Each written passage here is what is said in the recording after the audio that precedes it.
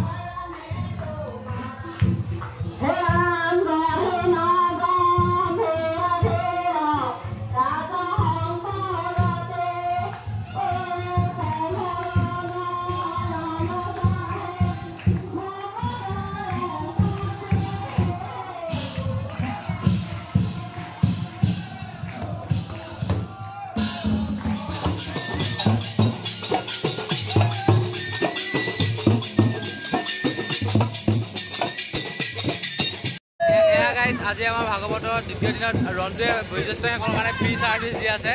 যিসকলে মানে খোজকাঢ়িবলৈ অসুবিধা হয়, তেওঁলোকে ৰন্টুৱে দিব ফ্ৰী ছাৰ্ভিচ, আহি যাব বিন্দাছকৈ। ইয়াৰ লগত বাচ্ছা পাৰ্টি আছে, বয়োজ্যেষ্ঠবিলাক মানে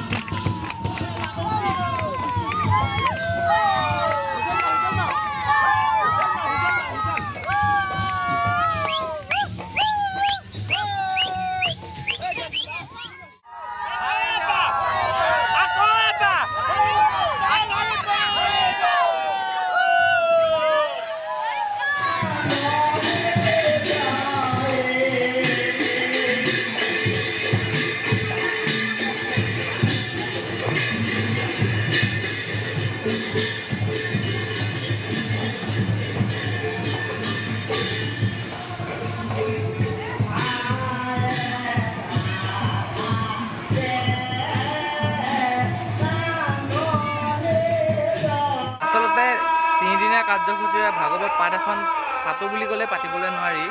ইয়াত মানে যথেষ্ট কষ্ট আৰু সাধনাৰ প্ৰয়োজন হয়। তো আমাৰ গাঁৱৰ যিসকলে এই তিনিদিনীয়া কাৰ্যসূচীৰে ভাগৱত পাঠভাগি অনুষ্ঠিত কৰাত যিসকলে বহুপুৰুষাৰ্থ কৰিছে তেওঁলোকলৈ মোৰ শ্ৰদ্ধা নিবেদন কৰিছোঁ। আৰু আপোনালোকে ভিডিঅ'টো কেনেকুৱা পালে জনাব আৰু ভিডিঅ'টো নিজৰ আপোনজনৰ লগত শ্বেয়াৰ কৰিবলৈ নাপাহৰিব। ধন্যবাদ।